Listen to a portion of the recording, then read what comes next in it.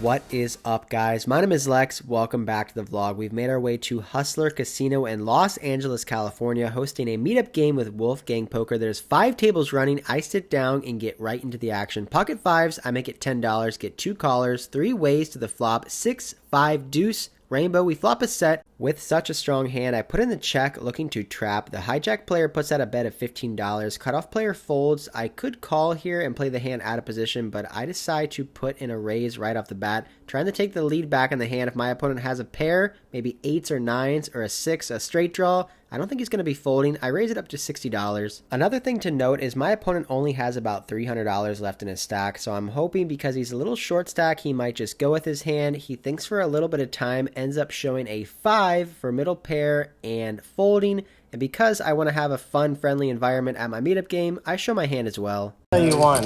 I had that too, but I had an ace. Hey, it's rigged already. I know, right? Jeez. It's where you make your real money, right? Man, that was easy. Can you chop that? Flopping a set, my very first hand at my meetup game, cannot get too much better than that. Next hand, there's a $6 straddle. I have ace-jack offsuit, raise it up to $15. The button re-raises me to $50, folds all the way back over to me. I would normally be folding this hand out of position, given the fact that it's offsuit, and I can be dominated a lot of the time, but these guys came to play pots with me, so I'm not going to be folding this time. I make the call. King, king, 4, 2 clubs, not the flop we were looking to see. I check it over to him. He puts out a bet. I can't beat much.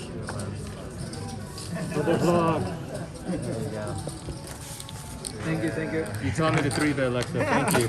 1 hour, 15 minutes into our session, we get switched to our second table and look down at pocket 9s. There's a raise from under the gun to $15. I just flat call, small blind calls, big blind calls, 4 ways, jack, jack, 9. We flop a full house. That meetup game run good is coming in handy. Initial raiser puts out a bet of $30. That is great for me. He's betting into me and I have the nuts. I decide to just trap and slow play here. I want to allow other players to catch up with second best hands or possibly let the initial raiser keep bluffing on the turn. I make the call, small blind calls, big blind lets his hand go. The turn is a total brick. Initial raiser continues to bet now for $60. We have a tough decision now. I go into the tank for a while. I have a full house, 9s full of jacks, but I am losing to quad jacks. I feel like my opponent could have that hand. He could raise pre-flop, bet on the flop, and then bet the turn. So after thinking for a while, I decide to let my pocket 9s go. I fold a full house. Just kidding, guys. I'm not that much of a nit. I do have to decide now, should I continue to slow play my full house or put in a raise now? And given the fact that this player could hero fold an overpair, I don't want to scare him away, and I can also let the small blind in as well. So I make the call. Small blind does fold. Going to the river now, heads up, 8 of clubs, brings in a couple draws. Backdoor flush draw does get there, and queen 10. It'd be great if my opponent was barreling off with a straight draw or a backdoor flush draw, but unfortunately, he decides now to check. I think under the gun would continue to bet with hands like queen jack, king jack, and ace jack, so I don't think he has trips. I think his most likely holdings are aces, kings, queens, or maybe pocket 10s, so I put out a bet of $140, really trying to target those one pair hands, and now my opponent goes into the tank, and he starts thinking out loud. Bad river card for me, bud. I don't think I'm folding this hand, though. I call it as just make the vlog. Oh, Lex, where do you bluff here? Where do you bluff? Backdoor club, sure. If you get there, you get there. Queen 10 gets there. I think you're raising a jack. I feel like you don't have a jack. Oh, that's nice. Yeah. Oh, right there. Yeah. Floppity floppers. Good flop. Nice hand, dude. 140. Under the gun thinks for a while and makes the call. I show pocket 9s and they crack pocket kings. We got lucky there, flopping a full house. My opponent ends up paying us off and all the chips go in our direction. About an hour and 20 minutes in our session. We're up about $300 now. We are at our third meetup game table now, 2 hours and 20 minutes into our session. We look down at ace 10 of diamonds, $6 straddle on. I raise it up to $20 from under the gun plus 1. End up getting 3 callers, so we're 4 ways to the flop. Queen, jack, 4, all diamonds. We flop the nut flush with a gut shot to a royal flush. What was honestly going through my head at this point was not winning a big pot, but just trying to make a royal flush. I've only made one other royal flush in the last 4 years of playing poker, so I slow play here, looking to see a turn in a river, seeing if I can hit that king of diamonds. Action checks all the way around, and we see the king of diamonds on the turn, we make a royal flush. A royal flush, guys, on the vlog at my meetup game. The best possible hand you can have in poker. The action checks to me on this turn card, and I think it's a close spot whether I should bet or fold. And honestly, I decide to fold. Just kidding. I already used that joke earlier, but I'm not joking. We really do have a royal flush. I decided to just check this turn card, trying to let someone catch up or maybe bluff.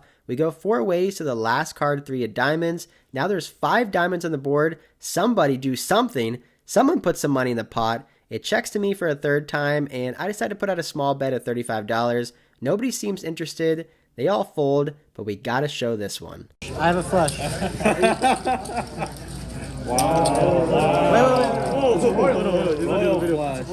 Royal. That's my second or third royal ever. Wow. Alex. Not bad, huh? Alexander. Somebody go all in. Somebody, come on, no. Covered the whole board. Yeah. You literally have everything. I call. My second ever royal flush is on the vlog at my meetup game. Doesn't get too much better than that. 2 hours and 30 minutes into our session, we look down at 8-7 of spades. There's an early position raise to 15. I'm in the hijack. I make the call. Small blind makes a call as well. So we're 3 ways. Ace, 7, deuce, 2 hearts. Initial raiser bets $20. I make the call. Small blind folds. Turn is a 7. We make trips. Initial raiser continues to bet now for $40. I don't have any history with this opponent. I'm not sure if he's capable of double barrel bluffing with total air. I'm not sure if he would continue to bluff with a flush draw or not. So looking back, I think I should be putting in a raise here to maybe 120 or 130, trying to build the pot, trying to get max value from all of his ace-x hands. But ultimately, I decided to make the call. So we're heads up to the last card, King of Hearts, brings in a front door flush. If my opponent bets, I'll probably just call, but he decides to check. I settle on a bet of $80 here, just trying to get called by all of his ace-x hands, which are now chopping with basically all of my ace-x hands. I would most likely 3-bet ace-king pre-flop. He thinks for a while, but decides to fold. We take down another pot. The last year and a half, I basically only played 5-10 or higher. However, when I first started playing poker, the first 2 years of my poker career, I only played 1-2, buying in for $100, $200, or $300. I have over 4,000 hours playing at 1-2. So now I want to go over my tips and strategies of how to become a winning, profitable player at that level. My first tip is to have patience and discipline. Sometimes good poker is boring poker. You may feel like you're folding for hours, but you must learn to be disciplined and continue to play better hands than your opponents. If you continue to play stronger hands in position against weaker opponents playing weaker hands, it'll give you more of a chance to become a profitable player in the long run. My second tip is to minimize bluffing and maximize value. People love to call at low stakes, therefore bluffing isn't as profitable as it can be at higher stakes. When you're bluffing for $100 or $200, it's just not going to work as well as if you're bluffing for $1,000 or tens of thousands of dollars at higher stakes. Bluffing at low stakes just isn't as important. The most important thing is to wait and make a value hand and bet it. You should rarely slow play these stakes unless you have an unbeatable hand and you want someone to bluff or possibly catch up. A simple phrase I would go by is make a hand, bet it. My third tip is learning to fold. A lot of the time at low stakes, people tend to call a lot with one pair hands, flushes, and straight draws. So when someone is raising you or putting in huge bets, most of the time they have 2 pair, set, straight, flush, or full house, which means it's pretty easy to play. If you have a 1 pair hand, just keep betting. If someone raises you, you could probably fold and wait for a better spot. This is obviously very player dependent, but most of the time when someone's putting in big bets at low stakes, they have better than 1 pair. This tip is obviously easier said than done. I still make terrible call downs on the flop, turn, and river where I know I'm no good, but I just call to see my opponent's hand, and I'm really trying to work on that. It could save me a ton of money. Moving on to the last tip, which is table selection. If you're playing low stakes poker, you're going to have a ton of different choices to choose from. You want to be playing at a table full of recreational players, looking to gamble and have fun. If you're stuck at a table full of good players that are playing tight and not getting out of line, don't be lazy. Get on a table switch, find a better game, and you'll be definitely more profitable in this game. Back to the poker hands now. 2 hours and 45 minutes into my session, I look down at pocket 8s in the cutoff. I raise to 15. The button 3-bets me to $45, folds back around to me. I make the call, heads up, 9, 10, jack, 2 diamonds. I check and he checks back. The turn is a jack of diamonds, now giving me another straight flush draw. Could it be? Could we hit 2 monster hands in a row? I decided to lead out here for $50. I think when this opponent 3-bets me pre-flop and then checks this flop, he's going to have a lot of ace-queen or ace-king in his hand, so I think I can get some value from that hand. Obviously, I'm losing to any jack, 10, or 9, but I think he'd be betting that on the flop. I bet $50, and he decides to come along with a call. It is possible he could have checked an overpair like aces or kings on the flop, but that's pretty unlikely. So when the river is a 6 of hearts, I decide to check, assuming it's going to go check, check a lot of the time. However, my opponent does decide to bet this river. He bets $115. He's really not repping too much here. I would assume him to bet all of his overpairs on the flop. I think he would bet a jack on the flop, pocket 10s, pocket 9s. I guess he could have a hand like ace 10 that he's going for a thin value now, and I'm losing to that. I'm losing to a ton of hands. I'm losing to straights, flushes, full houses, overpairs, any pair. So after thinking for a while, I decide to let this one go. And unfortunately, he doesn't show, so we will never know. 4 hours and 12 minutes into my meetup game, we're on our 4th table and look down at pocket queens. I raised to $15. Small blind calls 15, big blind calls 15, so we're 3 ways to the flop. Jack, 8, 5 rainbow. We flop an overpair. It checks to me. I bet $30. Small blind calls $30. Big blind calls as well. The turn is a 10, which is not the best card. It's kind of connecting. It brings in a couple straights and some 2 pairs my opponents can have. When they check to me, I consider checking this one back, but I think the best option is just to continue to bet. And if someone raises me, like I said earlier, they probably have 2 pair or a straight or a set, and I can fold. So I decided to bet $80. Small blind comes along with a call for $80, and the big blind this time makes the fold. Heads up to the 9 of diamonds on the river. At first I think this is a terrible card. It brings a 1-liner to any 7, but then I realize, wait a second, I have a straight. Any queen makes a straight, and I have 2 of them. Okay, this is a pretty good river. My opponent checks over to me, and I think a big bet is good here. If he has a 7, he's never folding. If he has 2 pair, he's probably not going to fold either. So I bet $205, and he snap calls me. I show pocket queens for ace straight, and my opponent is not happy. He shows me 9-10 of hearts for 2 pair. Pretty unlucky run out for him, but we do end up taking down almost a $700 pot before we move on to our 5th table of the night. We're in the game now for $1,000. Our stack sitting a little over $1,500. 5 hours and 40 minutes into my session, I look down at pocket aces in the big blind. The button opens up to $17. The small blind makes the call. I put in a 3-bet to $55. The button folds. Now the action is on the small blind. A little background information on this guy. His name is Branson. He makes poker vlogs out here in LA. He messaged me on Instagram a few days before this meetup game asking to play a poker session with me. We ended up meeting up at the Commerce and played a 5-10 session together.